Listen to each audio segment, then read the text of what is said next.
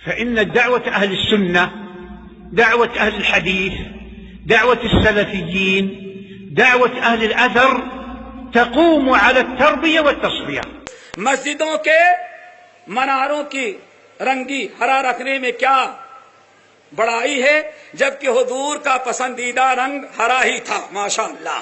اس کے ساتھ ہرے رنگ کا امامہ پہننا کیوں غلط ہے؟ دلیل کی روشنی میں بتائیں. وہ اہل حدیث کہاں جو بغیر دلیل سے بات کرے؟ ہاں، اب ہمارے جب بھی بھائی اہل حدیث عالم کے پاس سوال لکھیں، نہ اپنا وقت ضائع کرے اور نہ تو قلم و سیاہی خرچ کرنے کی دلیل. اہل حدیث بغیر دلیل کے بات ہی نہیں کرتا. میرے بھائیوں، یہ کہاں ہے کہ اللہ کے رسول کو گرین کلر بڑا پسند تھا؟ اتنے علماء موجود ہیں، ذرا پوچھو.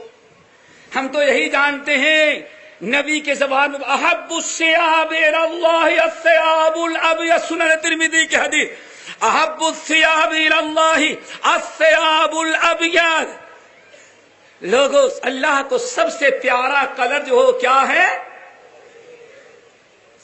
سفید ہے، اسی کو پہنو. وَكَفِّنُوا فِيهَا مَوْتَاكُمْ، کوشش کرو مردوں کو کفن بھی دو تو کیسا دو؟ اللہ اکبر.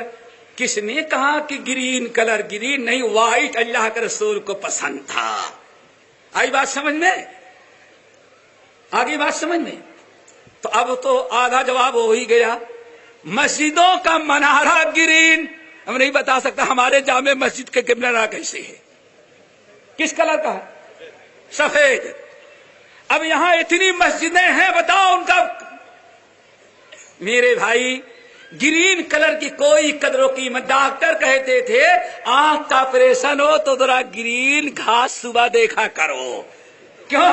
اس کے سے دیکھو جب بینائی ذرا درست ہو جلدی واپس آ جائے گی. یہ تو ڈاکٹر کہتے تھے. رہا معاملہ گرین کلر کا، تو نہ اللہ کے رسول نے پسند کیا تھا، نہ صحابہ کو بڑا محبوب تھا. کلر ناجائز حرام نہیں کہہ رہے. اصل معاملہ یہ ہے گنبد خضرا کا. کس کا؟ گنبد. سارا معاملہ وہ ہے، وہ گرین کلر کا. نبی علیہ السلام کا جو سوال یہ ہے کہ یہ کب سے ہے؟ آیا اللہ کے رسول نے گنبد بنایا تھا کہ کمرے میں دفن تھے؟ اور کمرے صدیق اکبر کا زمانہ آیا کمرہ تھا یا کہ گنبد تھا؟ عمر کا زمانہ آیا، خیر القرون ختم ہو گیا. سب تو جانے دو ابو حنیفہ رحمت اللہ علیہ تمہارے امام صاحب، بلکہ ہمارے امام، تمہارے نہیں، ہمارے امام صاحب جب حج میں گئے تب بھی گنبد خضرا کا وجود نہیں تھا. اور ہمارے امام ابو حنیفہ کے شاگرد امام محمد بن حسن الشیبانی جب حدیث پڑھنے کے لیے مدینہ امام مالک کے پاس گئے تو اس وقت بھی گنبد خضرا کا وجود نہیں تھا. کیوں؟ ابھی گرین پگڑی والے پیدا ہی نہیں تھے. سمجھ گئے؟ یہ گرین امامے والے تھے ہی نہیں. کہاں سے آتا؟ یہ ترکیوں کی جب حکومت بھی، کس کی؟ تقریباً 650 750 سال تک نہ گنبد تھا نہ گرین کلر تھا، صرف کمرہ تھا.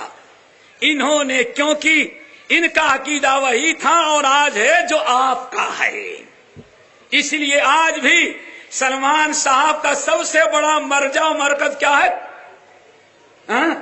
ترکی اور ایران ہے. کیا ہے؟ ترکی اور. اگر ایران اور خمینی کے قبر پر کوئی جا کر کے اللہ مغفر لہو، اللہ اس کو معاف کر دینا، دنیا میں تو اللہ نے ننگا کر دیا اور ندوہ سے جا کر کے مغفرت کی دعا کر رہا ہے. سمجھ گئے نا میرے بھائی؟ اگر ایران میں جا رہا ہے، ترکیہ جا رہا ہے، تو سمجھ جاؤ کہ اس کا تعلق اہل سنت سے نہیں بلکہ اس کا تعلق کس سے ہو چکا ہے؟ اہل بدع، اہل خرافات سے.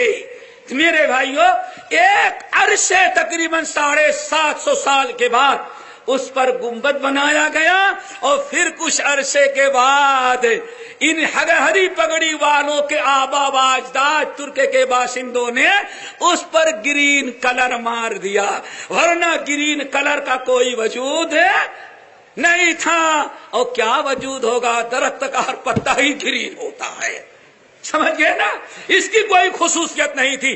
اس لیے یاد رکھنا مسجدوں کو ہری پگڑے باندھنا یا یہ سب کچھ کرنا اس کا کوئی ثبوت کتاب و سنت سے نہیں. ہم ہری پگڑی کو ناجائز نہیں کہتے. یہ بھی ماشاءاللہ ہمارے بہت سارے کسی کا موزہ گرین کلر کا ہوگا, یہ دیکھو سب گرین کلر کا ہے, ہم اس کو حرام نہیں کہتے, لیکن نہیں سنت اللہ کو محبوب کلر یہ ہم کہتے ہیں غلط ہے.